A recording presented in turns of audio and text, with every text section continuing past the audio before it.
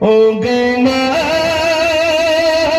তুমি বলে দাও আমার পিতাজি কোথায়। ভোরের পাখিরা ফিরে এসেছে, আকাশের তারাগুলো জ্বলে উঠেছে। জননী ও জননী পিতা ডাকে না আমার। ও গো মা তুমি বলে দাও আমার পিতাজি কোথায়। ভাইরা আমার, তাহলে মানুষ মারা গেলে প্রথম বন্ধু দুনিয়া চলে যাবে, এবার দ্বিতীয় বন্ধু আত্মীয় স্বজন আসবে। আমাদের দিকে এরকম আছে, শাশুড়ি মারা গেছে, বৌমা এত কষ্ট দিয়েছে, গায়ের সব মহিলারা বলছে এই তো শাশুড়ির তো খুব কষ্ট দিয়েছিস, এবার একটু ক্ষমা চাইলি। তখন শাশুড়ি মরে না, বেঁচে রয়েছে ভাই, মরি রয়েছে। বৌমা বুঝতে পেরেছে আর ঠ্যাং সরাতে পারবে না। ঠিক মরে যাওয়ার পরে পাত ধারে গিয়ে বলতো মা আমি যা ভুল করিস ক্ষমা করে দিও। শাশুড়ি বলতে শুধু মরে গিস তাই না, তো ঠ্যাংটা কোথায় লিখতে বুঝতে পারতিস, বুঝতে পারে কি? আর বৌমা বুঝে লেছে ও বেঁচে থাকতে জীবনের পাত ধারে যাবে। শাশুড়ি মরে গেছে, পাত ধারে গিয়ে ক্ষমা চাচ্ছে। আর আমাদের কি আল্লাহ, আমি কটা বলি, বাপ বয়স হয়ে গেছে, জিজ্ঞেস করছি ক্ষমা কোথায় যাচ্ছি, তাহলে ঘটকপুকুরে। ঘটকপুর যাচ্ছে, আমার জন্য একটু রসমালাই দিয়েছিস। পাশের সেক্রেটারি ছেলে বলে পায়খানা করলে প্রশ্ন করবো কেন, বুড়ো বয়সে রসমালাই খাওয়ার সব শিখেছে, আনলো না। এইবার ঘর ঘরানি আওয়াজ এসে গেছে, বউটা তাড়াতাড়ি ফোন করেছে, তোমার সে আব্বা, তোমার আব্বা মরে যাচ্ছে, তো এবার একটু সে মিষ্টি খাবে বলে একটু লেস মিষ্টি লিয়েছে। বাপের দ্বারা আব্বা সে মিষ্টি খায় বলে তাই লেয়েছে। বাপ তখন লাইক দিচ্ছে, এরকম না, উল্টো। এমনি লাইক দেয় তো এইরকম ভাবে নাকি, এবার উল্টো লাইক কেন বলতো, খোকার মুখি দিস না, আর ওখানে আমার খাওয়ার শক্তি নেই। এবার কোন দিক দিয়ে, হ্যাঁ লাইক এই জন্য উল্টো দিচ্ছে, ওই দিক দিয়ে আমার সামনে খাওয়ার আর সময় নেই। ঘর ঘরে নিয়ে আওয়াজ এসে গেছে। আহা, আমাদের বাপ মা গুলো অসহায়, আর মলচা বেঁচে বলতে কাতলা মাছ ধর আর মুরগির গোশ লিয়ায়, কায়দা করে হুজুরির খাওয়াবো। হুজুরির খাইয়ে কোনো লাভ নেই ভাই, ওই বাপটার মাটার যদি খাওয়ানো যেত তাহলে কিছু পাওয়া যেত, যেত না ভাই। বাপ রয়েছে অসহায়, মা অসহায়। আসলে ছেলে বিয়ে করলো মাত্র 2-4 দিন, বেশি দিন না, 1-8 মাস হলো, বৌমা বাড়ি গেছে, বাপের বাড়ি যেই গেছে, মা জিজ্ঞেস করতো মনটা একটু খারাপ না, সত্যি কথা বলতো কিছু হয়েছে নাকি? মেয়ে বলে না, মাতা শোনে না, বারবার জিজ্ঞেস করছে। মেয়ে একটুক্ষণ বলে ফেলে যাওয়া, সে শাশুড়ি একটু কুটকুট করে। মা বলছে আমার মার মন ঠিক বুঝতে পেরেছে, ওর মনটা ছোট হয়ে রয়েছে। সকাল হয়েছে, হাত ধরে সোজা হুজুরের বাড়ি তদবির করতে নিয়ে। হুজুর বলছে কি ব্যাপার সকালবেলা হাজির? হুজুর আমার মেয়েটার মনে আর সংসার হবে না। কেন? সে এমন ছেলের হাতে দিয়েছি, সে ছেলে যা টাকা আয় করে 1টা টাকা আমার মেয়ের হাতে দেয় না। আর শাশুড়িটা তো দাঁত জাল, দাঁত জাল চেনেন ভাই? হ্যাঁ সব বলতেছি, দেখেছেন নাকি? দাঁত জাল শুনে একটা গজল লিখেছিলাম, এই দুনিয়ায় আসবে একদিন ভয়ঙ্কর এক দাঁড় জাল, দুটি চোখ তার দুরকম হবে, বলবে আমায় আল্লাহ বল, তার ওই গানেতে এত ইমান উলঙ্গ হয়ে যাবে গুনাহগার মা। ইমানদার বান্দা যারা হবে, কাফির বলতে বলতে তারা ছুটবে। মুজাফাত ইমান বিনা কপাল তার নিশানা, মুজাফাত ইমান বিনা কপাল তার নিশানা, মালে জন্নত পাবি না, মৌতের পরে ওই সঙ্গে কেউ যাবে না। কেউ যাবে নাকি ভাই? কেউ যাবে না। এই দাজ্জাল তার একটা চোখ হবে শুকনো খেজুরের মতো, একটা চোখ হবে সূর্যের কিরণের মতো। সে মানুষকে কতল করে দেবে, আবার জীবিত করবে। তার গানে উলঙ্গ হয়ে মানুষ ছুটতে থাকবে। আর শাশুড়ি, মেয়ের মা তদবির কারকের কাছে গিয়ে বললে, মেয়ের শাশুড়িটা তো দাজ্জাল।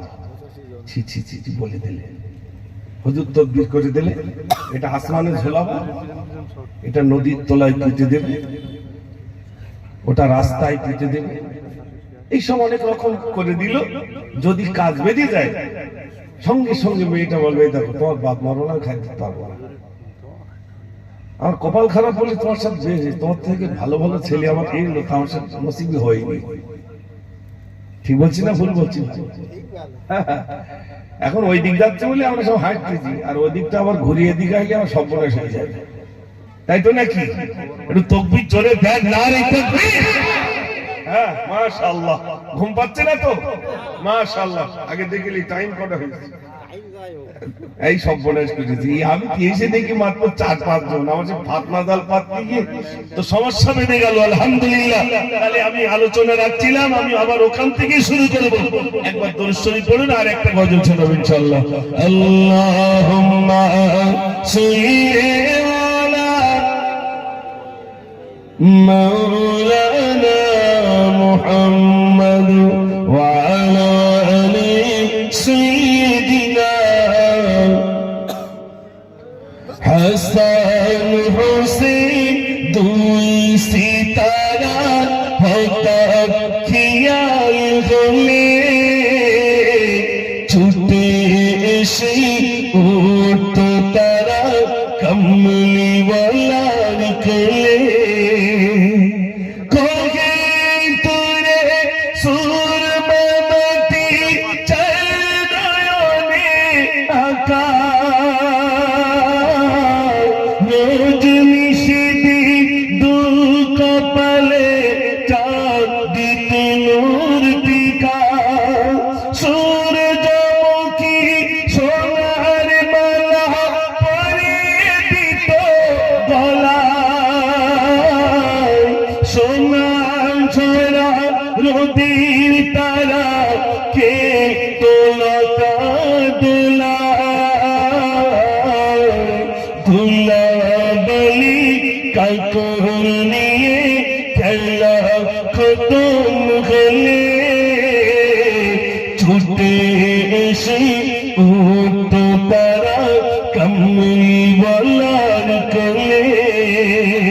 হাসান হোসেন, দুই সিতারা হঠাৎ খেয়াল হলে ছুটে এসে উঠতো তারা কমলিওয়ালার কোলে।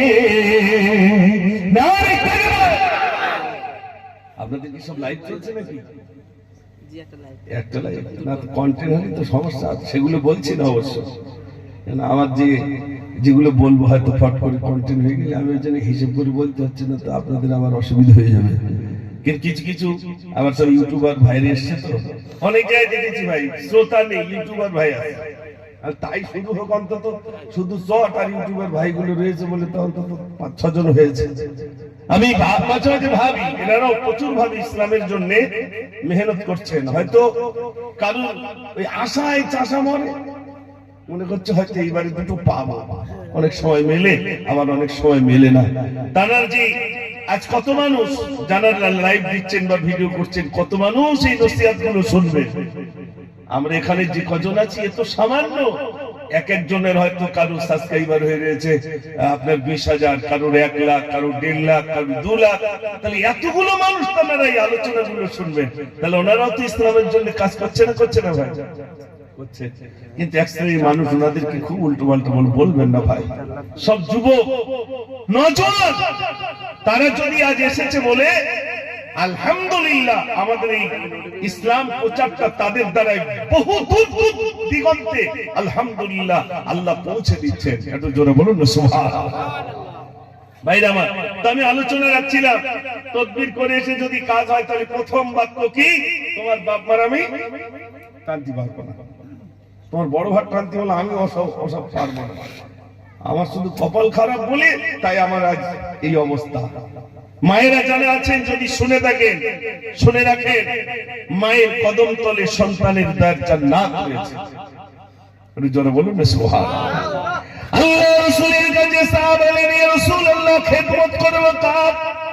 নবীজি বললেন, তোমার মায়ের, তারপরে কার? তোমার মায়ের, তারপরে কার? তোমার মায়ের, তারপরে কার? তোমার পিতা। মায়ের কথা 3 বার বললেন। ও সোনার বাইরে কারে যুবক হয়েছে, নাম শুনেছেন হযরত আলকামা, মৃত্যু সজ্জায় সেই তো কলমা পড়ানো হচ্ছে, কিন্তু জবানে কোনো মতেই কলমা আসে না। আল্লাহর নবীর কাছে সাহাবা বললেন, ইয়া রাসূলুল্লাহ, আলকামার জবানে কলমা আসে না, আলকামার জবানে কলমা আসে না। আল্লাহর নবী বললেন, যাও, আলকামার মা কি জীবিত রয়েছে? ইয়া রাসূলুল্লাহ, জানি না। আল্লাহর নবী বলেন, যাও যাও, আলকামারের মা জীবিত আছে কি খোঁজ নিয়ে দেখো। খোঁজ নিয়ে দেখা গেল আলকামারের মা জীবিত রয়েছে। আল্লাহর নবী বললেন, যাও সাহাবারে, আলকামারের মাকে তোমরা ডেকে নিয়ে এসো। আলকামারের মাকে ডেকে আনা হলো। আল্লাহ রাসূল সাল্লাল্লাহু আলাইহি ওয়াসাল্লাম বললেন, আলকামারের মা, আলকামারকে জনমের মতো ক্ষমা করে দাও। আলকামারের মা বললেন, ইয়া রাসূলুল্লাহ,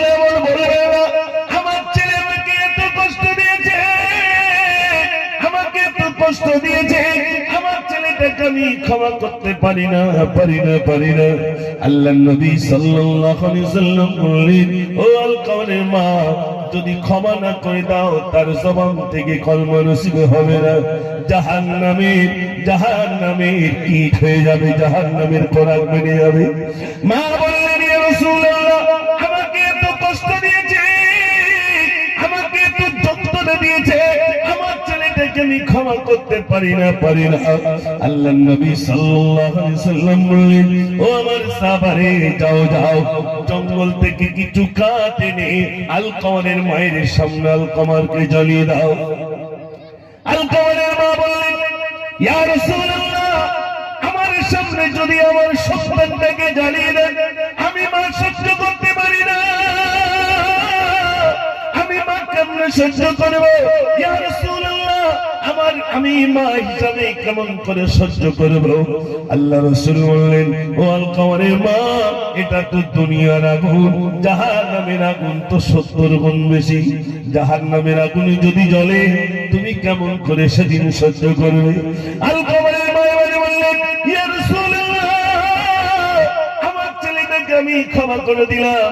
যেই না বললেন আমি ক্ষমা করে দিলাম, সঙ্গে সঙ্গে দেখা গেল আলকামারের জবান থেকে কলমাটা নসিব হয়ে গেল। জোরে বলুন না সুবহানাল্লাহ। মা ক্ষমা করে দিয়েছে। যে মা দোয়া করলে দোয়া কবুল হয়। শোনেন, মক্কা শরীফের একটা ইমাম সাহেব, তিনি বলছেন, আমার মা, আমি যখন বাড়িতে দুষ্টুমি করতাম ছেলেবেলায়, আমার মা আমাকে বদদোয়া করতেন, যা, আল্লাহ যেন তোর মক্কার ইমাম বানিয়ে দেয়। রেগে গেলে আমার মা আমার বদদোয়া করেছেন, তাতে মক্কার ইমাম। আমাদের বদদোয়াটা কেন হয়? খানায় পর, তোর মরামত জানো, আমি দেখি, আমি দেখতেছি মা দোয়া কবুল হয় না, হয় না? জোরে বলে, মা দোয়া করেছে, কবুল হয়ে গেছে। এই জন্য মায়েরা জানাচ্ছেন, সন্তানের জন্য এমন দোয়া করবেন না, এমন দোয়া করবেন না যেটা আরশ কেঁপে যায়। মা দোয়া করলে শুধু এত করলে, উফ, আন তাহবাতা আমালুকুম, সমস্ত আমল বরবাদ হয়ে যাবে। সোনার ভাইরা, মা যাদের আছে, মাকে প্যার করুন, মহব্বত করুন। এই আপনাদের এলাকায় আমি একটা জলসা এসেছিলাম, জয়গ্রামের দিকে, আমার আজও মনে আছে। এই সাইডে একটা জলসা এসেছিলাম, আমি কয়েক জায়গায় বলেছি। সেই জলসা এসে আমাকে নিয়ে গেছেন, হুজুর আমার বাড়িতে চলে। আমি গেলাম, গিয়ে দেখাচ্ছে, হুজুর আমার এই বাড়িতে, পাকা বাড়ি, কোনো ঘরে খাট নাই, একটাই খাট আছে, ওটা আমার মায়ের জন্য। আমার মাকে আমি উঁচু জায়গায় রাখি, আমরা থাকি নিচু জায়গায়। আমার জীবনের ইচ্ছা, আমার মা যতদিন হায়াতে থাকবে, আমার মাকে আমি উঁচু জায়গায় রেখে দেবো। একটু জোরে বলুন না সুবহানাল্লাহ। আমাদের মাগুলো কি কষ্ট পাচ্ছে একটু খবর নিয়ে দেখেন ভাই, খবর নিয়ে দেখেন। বৌমাটা বলতে ইফতার দেবো না, পুরি সর্বনাশ, রোজার মাসে ইফতার দেবো না, শাশুড়ি কি করে খায় দেয়। এরকম কিছু আছে না নাই ভাই? আছে, আছে, তবে এদিকে নাই, সব চই তুলে দিয়েছে। এখানকার মায়েরা সব ভালো, আলহামদুলিল্লাহ। ও মা জননী মা, যদি আপনার শাশুড়ি থেকে থাকে, শ্বশুর থেকে থাকে, বিশ্বাস করুন, যদি খেদমত করেন, প্যার করেন, মহব্বত করেন, মনে রাখবেন মায়ের কদম তলে সন্তানের জান্নাত রয়ে গেল। ও সোনার ভাইরা আমার, বিশ্বনবী সাল্লাল্লাহু আলাইহি ওয়াসাল্লাম মসজিদে নববী শরীফে বসা, আর একজন বৃদ্ধা মহিলা তিনি সামনে এলেন।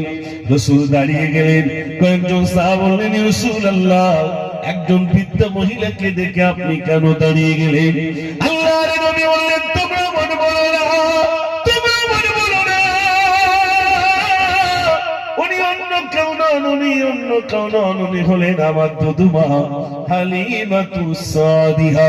এজন্য আমার মাকে দেখে আমি দাঁড়িয়ে গেলাম। একটু জোরে বলুন না সুবহানাল্লাহ।